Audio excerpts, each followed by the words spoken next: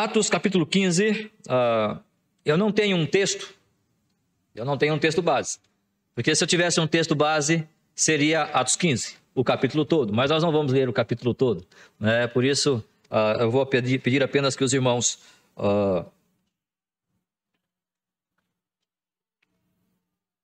abram aí. Nós vamos caminhar um pouco por esses versículos e queria conversar com os irmãos a respeito do tema Assim é a Igreja. Assim é a Igreja.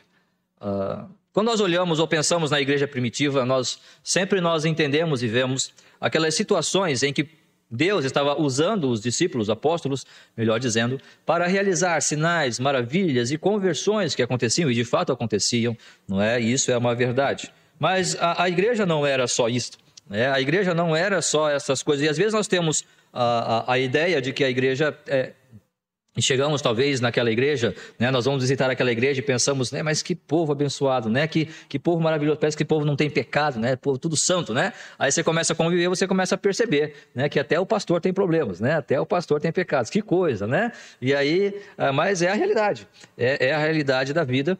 E por quê? Porque somos seres humanos, somos fracos, somos falhos, e Deus ainda assim, apesar da nossa fraqueza e limitação, Deus resolveu nos chamar para realizar a sua obra, mas nada disso é em vão, e nada disso é tão somente sofrimento e tristeza, ok? Mas há alguns altos e baixos aí que nós vamos vivenciar na igreja e isso é muito normal. E a primeira coisa que eu queria conversar com os irmãos está a partir do versículo 1 do capítulo 15. Vamos abrir ali então, Atos 15, a partir do versículo 1. Alguns indivíduos que desceram da Judéia ensinavam aos irmãos: se não vos circuncidades, segundo o costume de Moisés, não podeis ser salvos. Tendo havido da parte de Paulo e Barnabé contenda e não pequena discussão com eles, resolveram que esses dois e alguns outros dentre eles subissem a Jerusalém aos apóstolos e presbíteros com respeito a esta questão.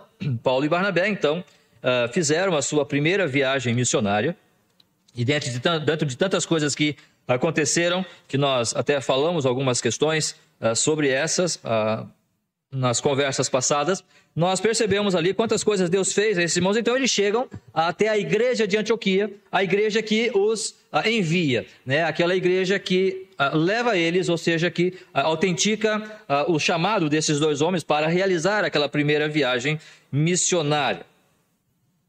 Quando eles chegam ali, tinha alguns irmãos, eles se deparam com alguns irmãos que estavam ensinando que era necessário que até os gentios convertidos se circuncidassem. A circuncisão era um ato do Velho Testamento, um ato do povo judeu que Deus estabeleceu lá para o Velho Testamento. Então, versículo 2 vai dizer: tendo havido da parte de Paulo e Barnabé contenda e não pequena discussão com eles.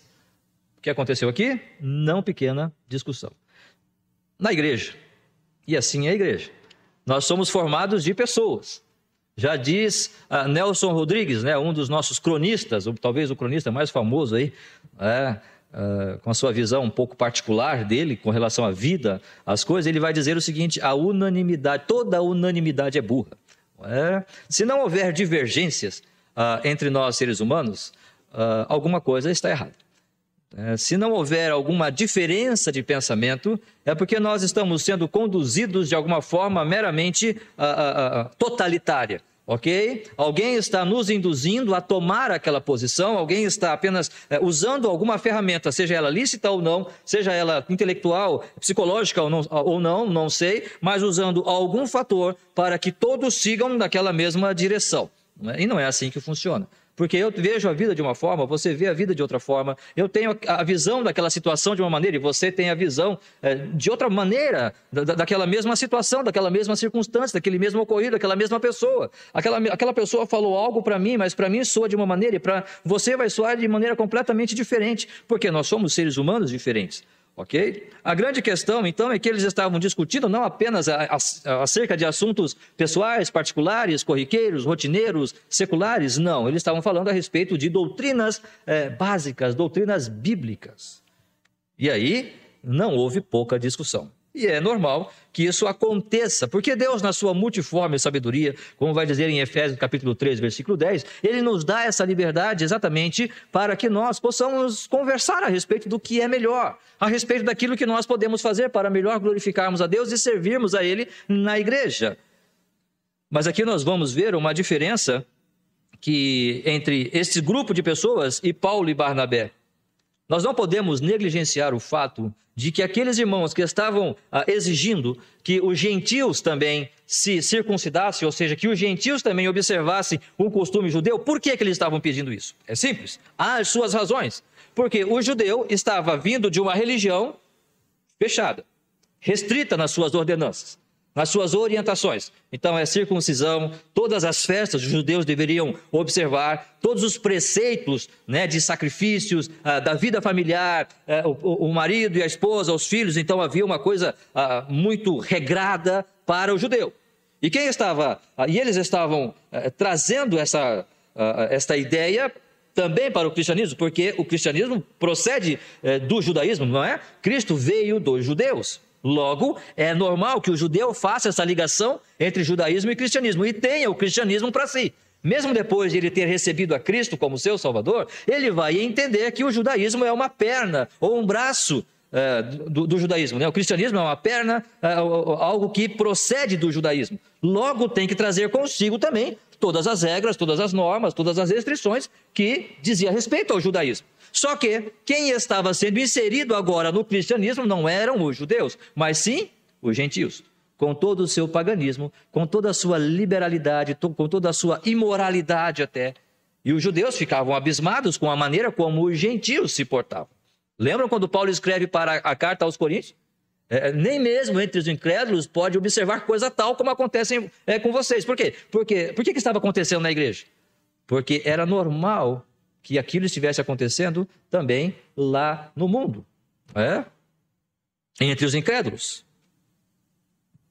Então os judeus vinham, se convertiam, e os gentios também estavam se convertendo, e eles dizem, mas espera aí, nós nos convertemos com todo aquele legalismo, com todas as nossas tradições, e esses gentios vêm sem tradição nenhuma. Imagine o choque que acontece. Imagine o choque que está havendo aqui na vida da igreja naqueles dias. Portanto, o zelo dos judaizantes é reconhecido aqui. Deve ser colocado em pauta.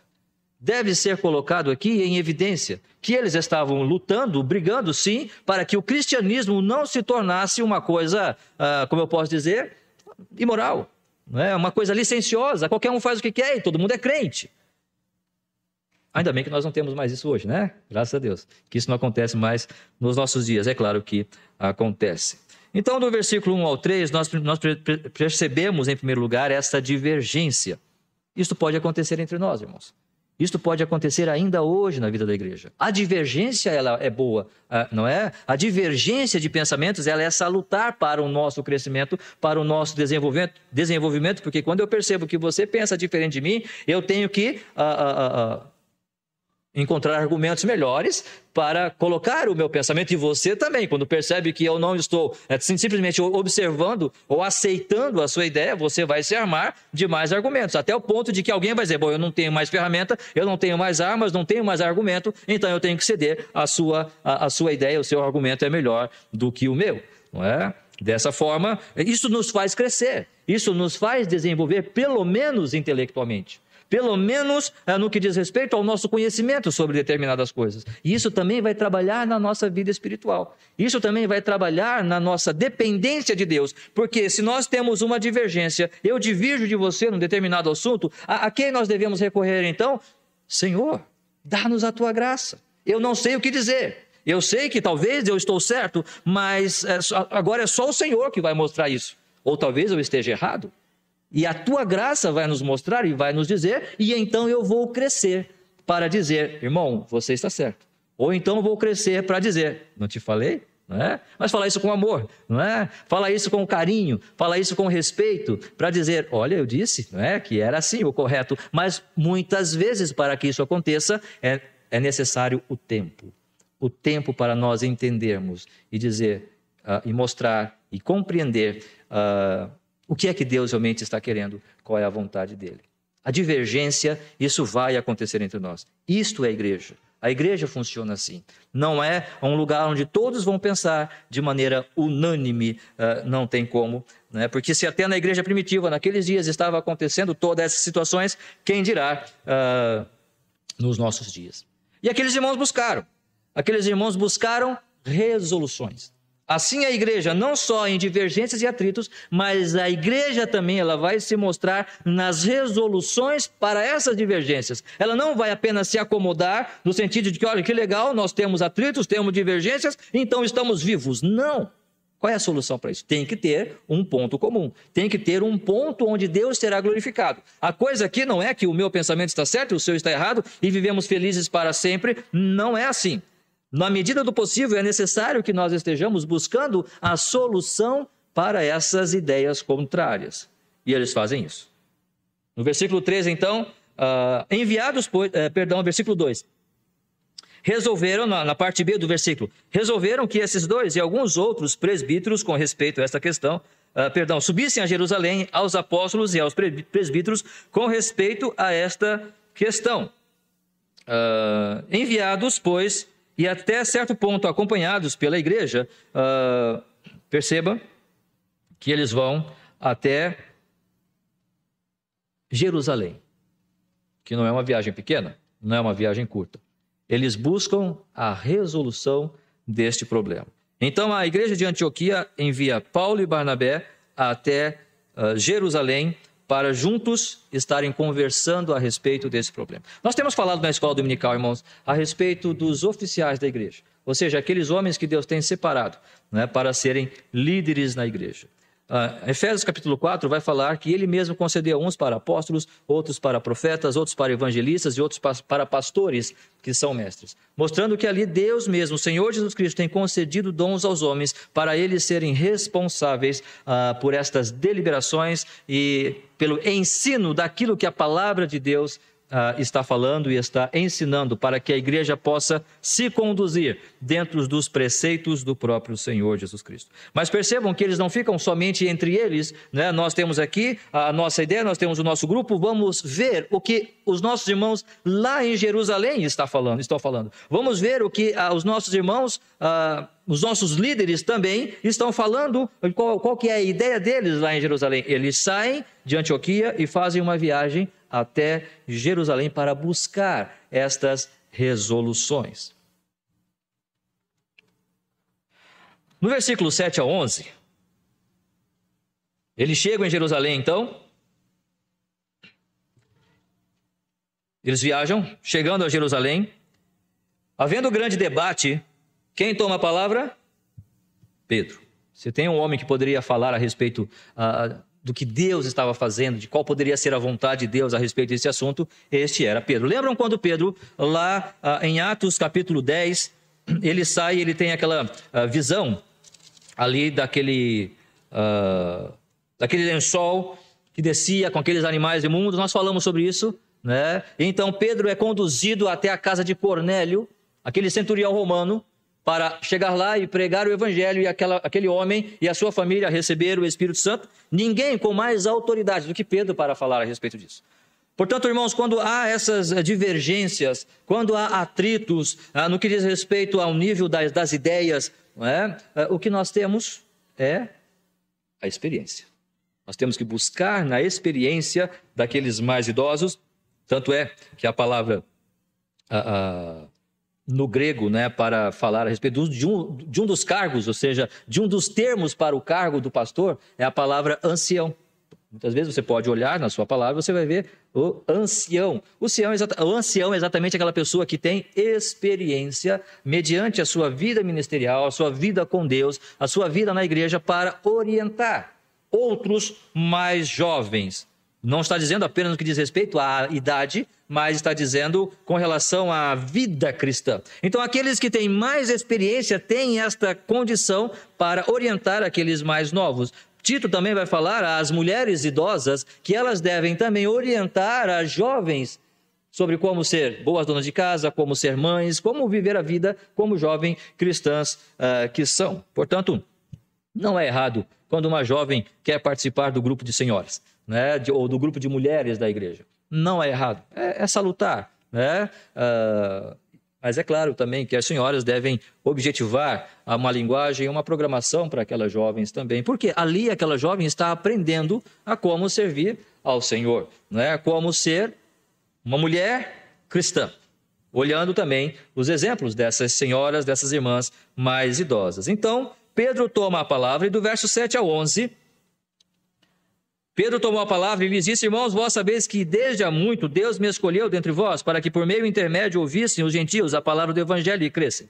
Ora, Deus que conhece os corações lhe deu testemunho, concedendo o Espírito a eles, como também a nós nos concedera, e não estabeleceu distinção alguma entre nós e eles, purificando-lhes pela fé o coração. Agora, pois, porque tentais a Deus, pondo sobre a serviço dos discípulos um jugo que nem nossos pais puderam suportar, nem nós. Mas cremos que fomos salvos pela graça do Senhor Jesus Cristo, como também aqueles o foram. Percebam que a voz da experiência, Pedro está dizendo: eu sei, porque eu fui até a casa de Cornélio, né, entre aspas, e até mesmo essa visita de Paulo a Cornélio trouxe a necessidade de uma reunião lá em Jerusalém, lembram disso? Para que Pedro... O que você estava fazendo na casa de um gentil? Olha, eu vou explicar para vocês. E Pedro começa a relatar. Portanto, a voz da experiência de Pedro tem muito peso aqui. E não somente Pedro, mas Paulo e Barnabé também tiveram já a sua primeira viagem missionária e também tiveram a experiência de ver Deus agindo não somente entre os judeus, mas também entre os próprios gentios.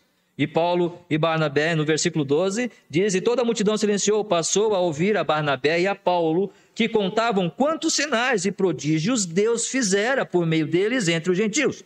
Ou seja, aqui está a voz da experiência ou das experiências que estes homens que andaram com Cristo, estes homens que tiveram a visão e foram chamados pelo próprio Senhor Jesus Cristo e vivenciaram na pele as lutas, as dores, as aflições de viver por Cristo. Pedro foi preso, Paulo foi apedrejado, esses homens sofreram perseguição por causa do Evangelho e viram Deus realizando esses sinais e prodígios, como diz aqui, na vida também, não só dos judeus, mas também dos gentios.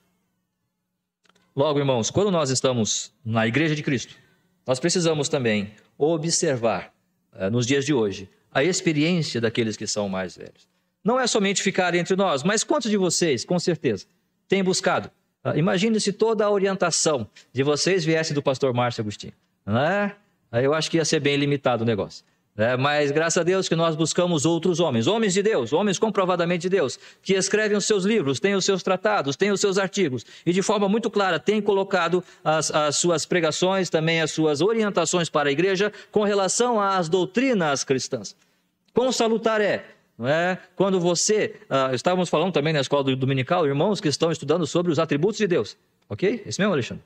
Os atributos de Deus, perceba a profundidade que é isso, e que bom que é isso, e que todos nós, inclusive nós temos uma biblioteca ali na igreja, aqui na igreja, ali em cima, né, nós temos um armário, tem bastante livros interessantes que você pode pegar e você pode ler. Às vezes você quer adquirir um livro, mas talvez não tenha condições, então não vou ler, né? Não, nós temos aqui na igreja alguns livros, só pede, na verdade nós temos que até destacar alguém para ficar responsável por isso, né? Quem sabe selecionar os livros, fazer ali uma organização, e aí então, você quer um livro? Tem livros de vários temas falando ali, pegue ali, vá ler, né? E vá, isso é bom, não é o pastor Márcio Agostinho que está falando, mas a outros irmãos, a outros servos de Deus, nós estamos indo a outros homens, porque o pastor Márcio Agostinho também vai a outros homens, para também ouvir as suas palavras, também ouvir as suas teses, suas ideias, e comprovar aquilo que eles estão falando com a palavra do Senhor, não é?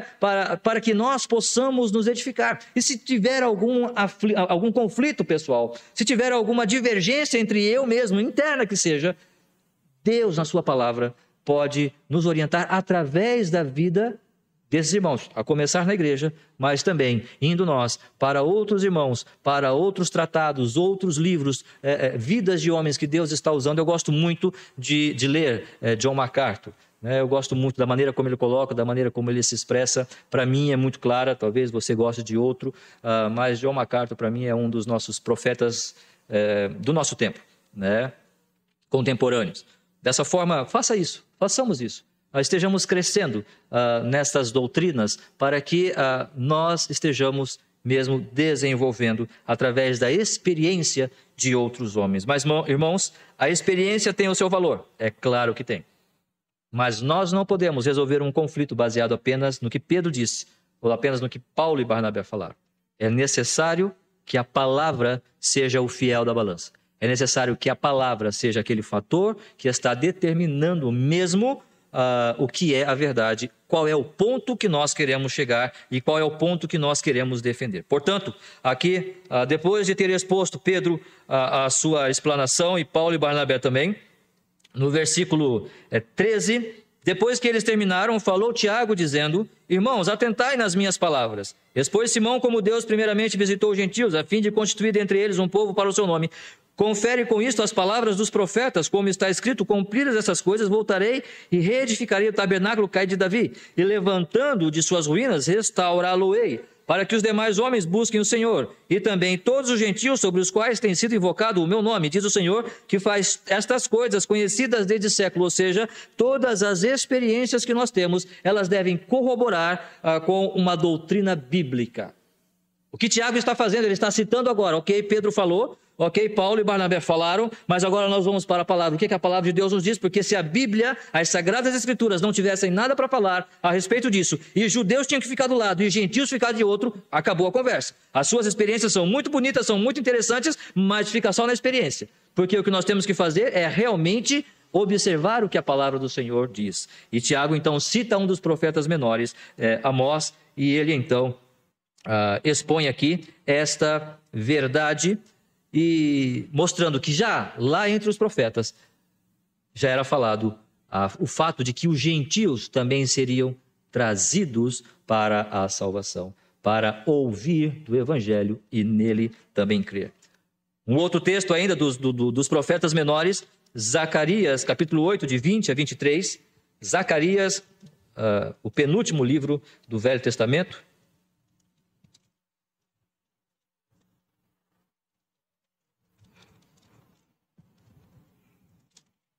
Zacarias 8, do 20 ao 23, vai dizer: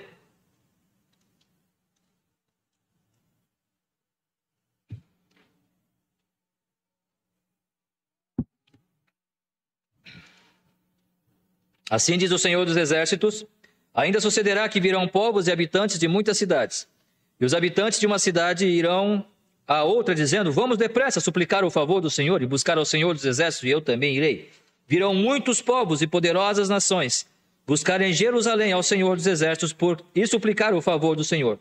Assim diz o Senhor dos Exércitos: naquele dia sucederá que pegarão 10 homens e de todas as línguas das nações, pegarão sim na orla da veste de um judeu, e lhe dirão: iremos convosco, porque temos ouvido que Deus está convosco. Percebam que a visão aqui dos profetas é exatamente essa, que as nações, outras nações, veriam Jerusalém como a nação abençoada, como aquele povo de fato, da onde surgiria, adviria aí o Salvador, e estariam se rendendo também ao mesmo evangelho que foi pregado aos judeus. Logo, nós temos aqui uma decisão difícil, não é fácil, mas quando Tiago coloca a palavra, quando ele estabelece a verdade das escrituras, corroborada esta com as experiências dos profetas, dos apóstolos, então a decisão é tomada.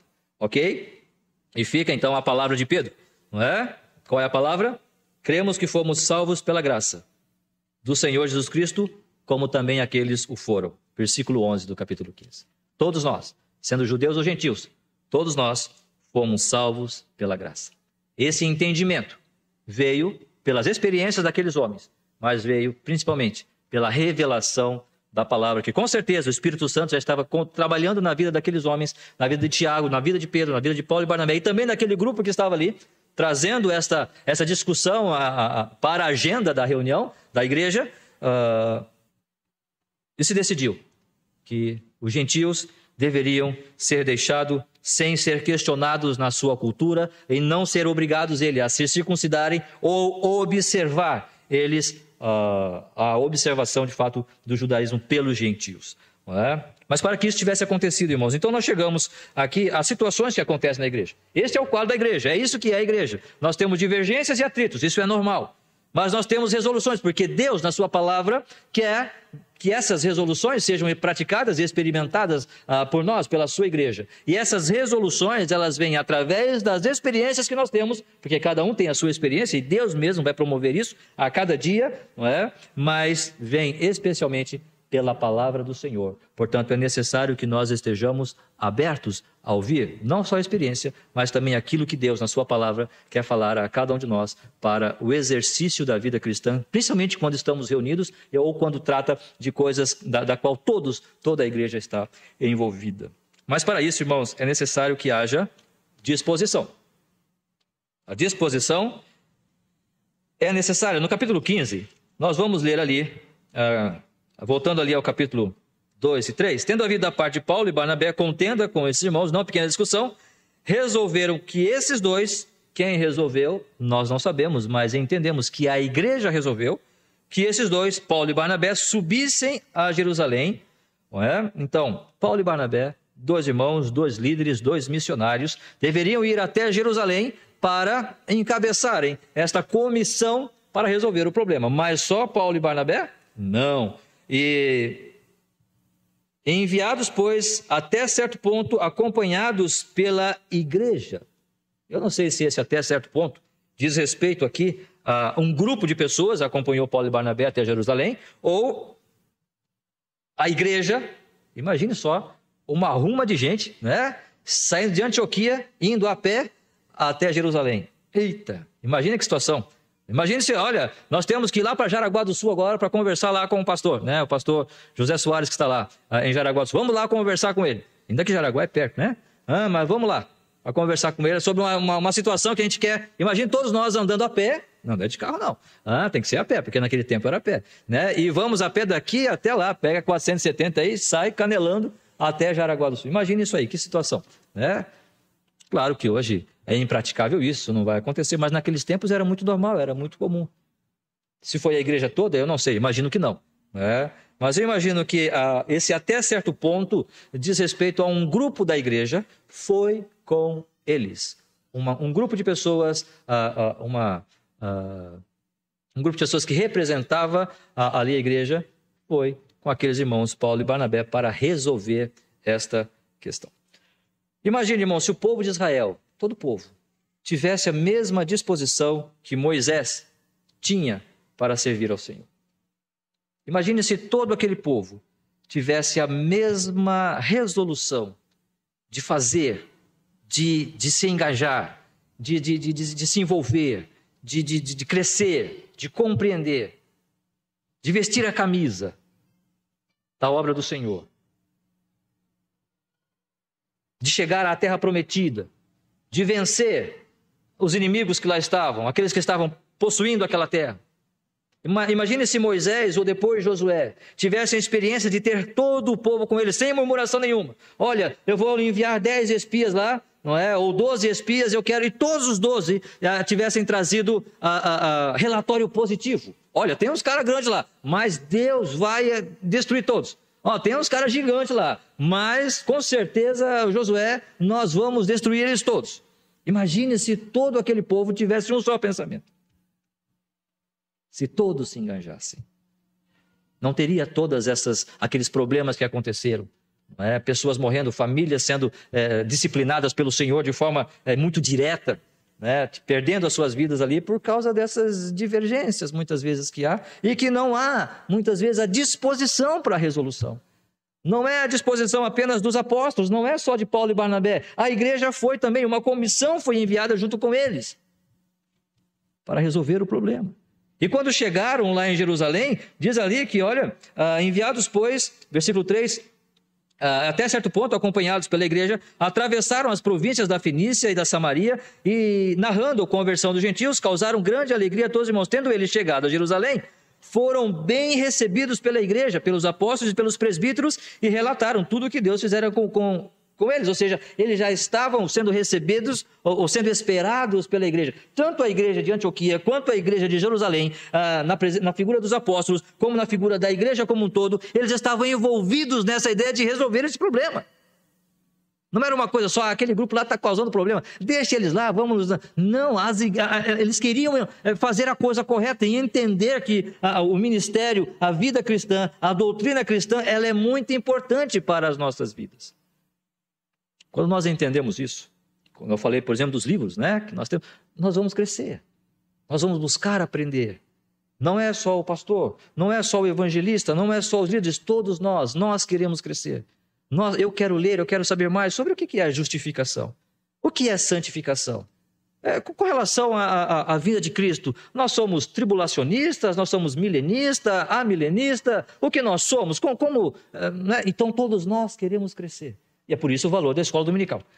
Por isso é o valor de nós termos aquele tempo para nós desenvolvermos aí esse conhecimento mútuo, esse conhecimento, não vou dizer único, né? Mas esse desejo pelo crescimento no que diz respeito às doutrinas. Porque nós não estamos falando aqui de questões físicas, do templo, nós estamos falando aqui de questões financeiras. A luta aqui, o trabalho aqui, era com relação às questões doutrinárias da igreja, para saber o que iria acontecer depois. Assim é a igreja. Ela luta, ela caminha, ela prossegue. Assim nós devemos caminhar. Irmão, se um incrédulo pedir para você, me fale, por exemplo, sobre justificação. Como estamos nós no nosso conhecimento sobre esse tema? Como é que é a vida na igreja? Como que funciona a sua igreja? O pastor é que manda na igreja? Não, o pastor não manda. Tá, mas qual que é o versículo que você pode citar para mim? Percebe a necessidade que temos de estarmos crescendo juntos nesse sentido, nesse pensamento? E é por isso que fomos chamados. É por isso que estamos aqui, para crescermos juntos. É por isso que você está aqui, para nós crescermos juntos. Eu sei que cada um tem uma forma de ver, cada um tem uma maneira de ser, um temperamento diferente. Ninguém é igual a ninguém e nem o pode ser. O que eu estou falando, irmãos, é que nós queremos algo muito mais além do que simplesmente estarmos aqui, assentados. Você quer muito mais do que isso. Pastor, eu acho que não. Eu acho que vindo aqui... né, não, você quer. Você acha que não quer. Mas o Espírito Santo que habita em você, Ele quer. E você não pode conduzir Ele. Ele quer conduzir você. Quando nós estudamos um pouco de filosofia, uma das coisas que fica bem claro, no que diz respeito à filosofia, o propósito da filosofia, é a busca da felicidade. A felicidade. Então, por que existe, quando dando aula de sociologia, mas também já dei aula de filosofia, eu pergunto, por que você está aqui? Por que você tem que gastar 45 minutos ou 50 minutos do seu tempo para estudar filosofia, por exemplo? E não tem resposta. Sociologia é para estudar a sociedade. Estudar a sociedade para quê? Você vai fazer um concurso e que vai cair? De sociologia e de filosofia. Você vai cair português e matemática, história e geografia, e acabou. Claro, tem a biologia também é importante, por os biólogos aí também. Mas filosofia, sociologia. Mas quando você vai estudar filosofia, um dos objetivos, ou o objetivo maior da filosofia é o seguinte: é o caminho para a felicidade. A felicidade do homem. Como encontrar a felicidade? Quem eu sou? Já são as perguntas dos filósofos para nós, como seres humanos. Por que estou aqui? Percebam que no versículo 3, estou citando bastante aqui esse texto, esse versículo, Mas enviados, pois, e até certo ponto acompanhados pela igreja, atravessaram as províncias da Fenícia e Samaria e, narrando a conversão dos gentios, causaram grande alegria. Irmãos, você só vai me dizer ou vai me ver feliz quando você contar alguma novidade que eu quero ouvir. Você só vai encher o meu coração de alegria quando você trouxer algum aviso ou alguma notícia que me interessa. Se você chegar para mim e dizer assim, olha, o Parmeira ganhou, eu não vou ficar feliz. Porque eu sou corintiano. Eu fui orientado há pouco para não falar sobre futebol, né? Mas é que o corintiano é terrível aqui, né? Olha, imagine uma situação aí que não te diz respeito, né? Por exemplo, olha, o prefeito de Timbó ganhou as eleições. Quem é Timbó? Quem é o prefeito de Timbó? Não sei. Que bom para ele, mas não me trouxe alegria nenhuma, não é? Entende? Porque não me diz respeito, é uma informação, ok, mas não vai mudar a minha vida isso. Agora, eu só vou ficar feliz quando aquilo que você está me dizendo diz respeito àquilo que eu quero ouvir, aquilo que chama a minha atenção. E não somente no versículo 3, mas se você olhar para o versículo 30, Paulo e Barnabé, Judas e Silas saem e voltam para Antioquia. E no versículo 30 e 31, os que foram enviados desceram logo para Antioquia, e tendo reunido a comunidade, entregaram a epístola. Verso 31, quando a leram, sobremaneira se alegraram pelo conforto recebido. Eles se alegraram por aquilo que eles tinham ouvido. Porque aquela mensagem, aquela notícia era importante para eles. Porque as igrejas, tanto de Jerusalém quanto de Antioquia, e as igrejas pelas quais Paulo e Barnabé passaram, enquanto eles estavam indo até Jerusalém nessa viagem, eles ouviram, olha, nós estamos indo para Jerusalém para resolver esse problema. Nós estamos indo para Jerusalém para sanar essa situação, para resolver decidir essa questão. E as igrejas todas estavam em oração, eu posso entender isso. E as igrejas todas estavam ali esperando a resposta. Porque era a vida deles. Eles não podiam demonstrar nada menos do que alegria. E assim é a igreja. Porque o que eu quero, o que você quer, é que o reino de Deus cresça e desenvolva. Quando aqueles irmãos chegam a Jerusalém e começam a narrar, não só em Jerusalém, mas nas cidades pelas quais eles passaram, e começam a narrar as coisas que Deus estava fazendo e a conversão dos gentios, eles se alegraram, percebendo que agora Deus está salvando pessoas. Deus está transformando vidas. Deus não transformou só a minha vida, mas Ele está também transformando outras vidas, e outras vidas de outras nações. Por que eles se alegraram? Porque eles viviam por isso. O coração deles estava nisso. Quando eu ouço que alguém se converteu, que não sei até onde, na minha experiência, não sei a sua, talvez você possa discordar, mas nós estamos tendo poucas conversões nos nossos dias, né? Se compararmos com a igreja primitiva. Mas quando alguém se converte, eu já tive experiência, irmãos, muitas vezes de pessoas se converterem. Eu faço aquele apelo, não é muito costume meu, né, fazer apelos. Mas quando eu faço e alguém se converte, levanta a mão e eu quero receber a Cristo, sabe, eu vejo da parte das vezes, não aqui, isso não aconteceu, né, mas em alguns momentos, ok, então tchau, e vou embora. E eu não vejo ninguém abraçando aquela pessoa, eu não vejo ninguém indo àquela pessoa. Glória a Deus, Deus salvou a sua vida, eu estou feliz porque Deus fez isso na sua vida essa noite, eu estou muito feliz por você, eu vou continuar orando por você. Eu não vejo. Talvez a minha leitura esteja errada.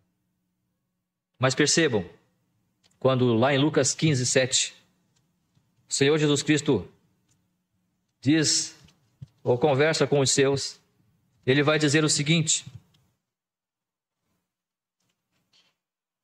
quando Ele conta a parábola da ovelha perdida,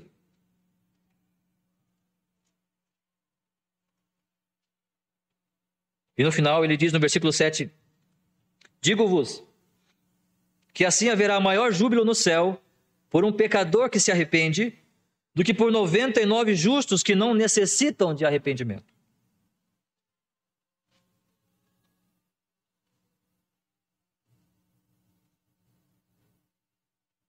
E mais uma vez no versículo 10, Jesus vai dizer, eu vos afirmo que de igual modo há júbilo diante dos anjos de Deus por um pecador que se arrepende. Quem que está feliz aqui, irmãos? Oi? No primeiro texto, nós vemos que há maior júbilo no céu. lá no céu. E no segundo versículo, no versículo 10, diz que há júbilo diante dos anjos, por um pecador que se arrepende. Por que que muitas vezes nós não estamos tão alegres quanto deveríamos estar? Eu temo que talvez as preocupações da vida, eu temo que as preocupações do dia a dia, as responsabilidades, estão tomando de nós um tempo tão precioso, de nós realmente percebermos que nós não somos um povo desta terra. Assim é a igreja, um povo celestial, que está diante de Deus todos os dias. E se nós perdermos esta noção, se nós perdermos esta visão, nós perdemos o nosso objetivo. Se perdemos o objetivo, perdemos o desejo de vermos pessoas se convertendo. Perdemos a nossa disposição de vermos almas se convertendo. Perdemos a alegria, porque perdemos o nosso propósito. E o propósito da vida, independente das filosofias, como eu tenho dito, eu estou falando do próprio direito, a própria vontade de Deus para a nossa vida é que o nosso gozo seja completo. E será completo o nosso gozo, será completa a nossa alegria quando nós estivermos constantemente diante de Deus e os nossos corações preenchidos com o desejo de Deus, com o desejo de servirmos ao Senhor. Nós estávamos sexta-feira na casa do irmão Ataíde, fizemos uma reunião ali, né? Foi eu, ali o irmão Daniel, Abigail, a Alexandre e Tô, nós estávamos ali, cantamos, né? E irmão Ataíde trouxe um hino ali antigo, né? E nós cantamos junto ali, diz Desejos Espirituais. Um hino muito bonito, que fala de ter mais de Deus, de servir ao Senhor, de experimentar mais desse amor, desta gratidão em nossos corações. Por quê? Porque estamos diante dele. A nossa vida está constantemente ligada com Ele. E esta era a vida da igreja primitiva. Eles queriam viver, portanto, eles saíram de Antioquia e foram a pé até Jerusalém para resolver um problema. Não era um problema familiar, não era um problema financeiro, não era um problema social, era um problema da igreja. Hoje em dia, o que temos? Deixa eles pensarem desse jeito e nós pensamos do nosso jeito e está tudo bem. Eu quero que o evangelho cresça.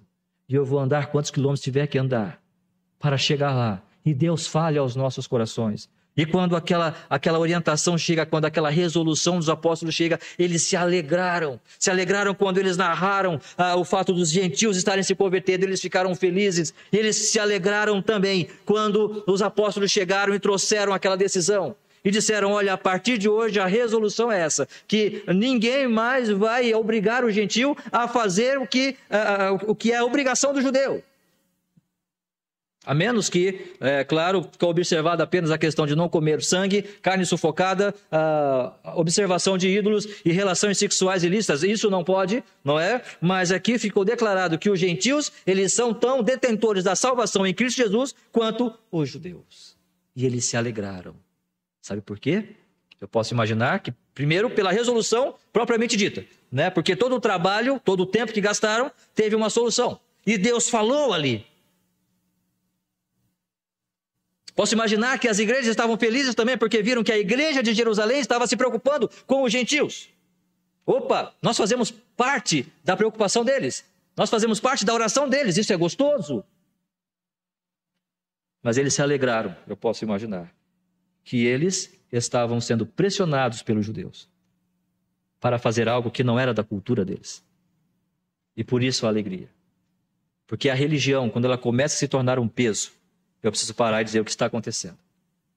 Quando a religião começa a se tornar tão somente regras e normas, eu preciso começar a pensar o que está acontecendo. É somente regras e normas, ou eu estou fazendo porque eu amo esta coisa? Eles se alegraram porque receberam aquela resolução e agora eles podiam servir a Cristo como gentios que eram, na liberdade que eles tinham. Claro, sem toda a imoralidade que era própria da cultura, sem os pecados, né, que eles precisavam ser orientados nesse sentido, mas eles não tinham nenhuma outra literatura suplementar. Hoje nós temos as epístolas pastorais, mas eles não tinham. Mas agora então eles se alegram. Sabe por quê? Porque nós podemos agora servir ao Senhor na liberdade que Cristo nos dá. Paulo vai dizer aos Gálatas, para a liberdade foi que Cristo nos libertou. Isso nos traz alegria, irmãos. Isso deve promover em nós um coração alegre e feliz para dizer, sim, Senhor, eu sou pecador, mas em Cristo Jesus eu já fui quebrantado. Em Cristo Jesus eu já fui transformado. E é possível que eu volte a cair nisso, sim, mas o sangue de Cristo Jesus me purifica de todo o pecado. E esta alegria que eu tenho é porque eu quero servir ao Senhor e viver em santidade para a tua honra e para a tua glória. E para terminar, 2 Coríntios capítulo 3, versículo 17, terminarmos com esse tema, terminarmos com esta ideia. E assim é a igreja, irmãos, uma igreja que pode ter divergências, mas ela vai buscar as resoluções através da experiência, mas principalmente através da palavra de Deus. E ela vai buscar esta resolução para viver esta alegria no próprio Deus, em Cristo Jesus na sua vida, entendendo que aquilo que Cristo fez na cruz do Calvário não foi apenas algo histórico, mas é algo que transforma a minha vida e a sua vida até os dias de hoje. Ora, o Senhor é o Espírito, e onde está o Espírito do Senhor, aí há liberdade. Liberdade para pecar? Claro que não, claro que não. Mas a liberdade para nós servirmos ao Senhor, para eu poder sorrir para você, para eu me alegrar com você, para eu poder te abraçar, para eu poder te visitar, eu sentar à sua mesa e nós conversarmos e nós comermos juntos, e estudarmos e conversarmos a respeito da palavra do Senhor. Mas podemos também conversar sobre coisas seculares também, como está a nossa política hoje, como está a nossa cidade hoje, como está a saúde do nosso país hoje. Conversar sobre os seus propósitos, orar sobre os seus propósitos, sobre os seus projetos juntos como irmãos. Esta é a liberdade que Deus nos dá para nós servirmos a Ele em alegria fazendo isso. E quando o problema vem, quando as dificuldades surgem, nós temos a certeza que há a liberdade em Cristo em resolver isto. Mesmo que sejam as questões pessoais e particulares, Deus nos libertou para sermos seus servos, para sermos testemunhas dele. E todos nós, versículo 18, com o rosto desvendado, contemplando como por espelho a glória do Senhor, somos transformados de glória em glória na sua própria imagem, como pelo Senhor, o Espírito. Irmãos, quem pode dizer isto? Quem pode proclamar esta verdade? Que de glória em glória nós estamos sendo transformados. Que alegria maior pode ser de um ser humano, pecador, pequeno, limitado, como eu, como você, como nós, dizer que nós estamos sendo transformados de glória em glória, a cada momento, a cada circunstância, a cada situação, estamos sendo transformados na imagem de Cristo Jesus, o Filho de Deus, pelo Espírito Santo que nos foi outorgado. Assim é a igreja, com as suas divergências, sim, com seus conflitos muitas vezes, mas na busca de soluções, nós estamos dispostos a fazer o que for preciso para crescer no conhecimento do nosso Deus, para juntos estarmos sendo ferramentas úteis para proclamar as virtudes, as maravilhas e os prodígios que Deus tem feito nas nossas vidas. E tudo isso porque somos um povo celestial. Não estamos pensando apenas nas coisas seculares, as coisas passageiras, mas porque estamos pensando na glória eterna. Nós nos alegramos quando o Senhor Jesus Cristo está salvando vidas, através de mim ou através de outros. E eu quero muito que Ele salve vidas através da minha vida. Mas também, quando nós podemos experimentar esta liberdade e ver que Deus está nos dando esta liberdade para servir. Você servir como você é. E a cada um de nós, como nós de fato somos. Assim é a igreja. E que assim caminhemos e encontremos esse propósito para a nossa vida, de sermos igreja.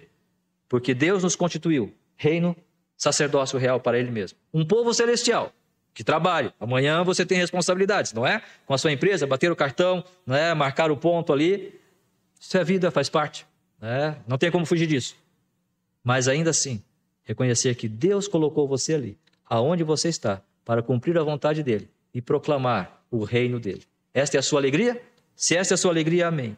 Se não é, ore, busque ao Senhor e faça do seu coração uma forma, ou seja, um local onde o Cristo Jesus realmente reina e use você constantemente para viver para o inteiro agrado dEle. E que outras pessoas possam dizer, eu também quero esse Senhor, assim como você tem. Que Deus nos abençoe. Vamos ficar em pé, irmãos, e vamos orar. Pedindo ao Senhor esta graça, que assim como a igreja tem as suas lutas, dificuldades e desafios, mas possamos, no final de tudo isso, experimentar esta alegria em Cristo Jesus, nosso Senhor. Nosso Deus e nosso Pai, nós queremos te agradecer pelo propósito maravilhoso que o Senhor tem nos dado, que é o teu próprio reino. Te agradecer a Deus pelo teu Filho, Jesus Cristo. Te agradecer pelo teu Santo Espírito, que nos convence do nosso pecado e nos transforma, nós, em nossos próprios corações, para percebermos este propósito que o Senhor tem para nós. Abençoa-nos, ó Deus, cada vida, cada família aqui, nesta noite, que em tudo o Senhor seja glorificado através das nossas vidas, ó Deus. E faz-nos experimentar esta alegria, que há muito perdida, talvez, por mim, por conta, talvez, da negligência, por conta, possivelmente, das preocupações, do medo, das aflições que passamos, mas que a nossa confiança esteja no Senhor. E o nosso propósito maior seja ver o Teu reino, a Tua igreja crescendo, realmente para a Tua honra e glória. Muito obrigado por tudo, nós oramos e agradecemos. Em o nome do Senhor Jesus Cristo. Amém.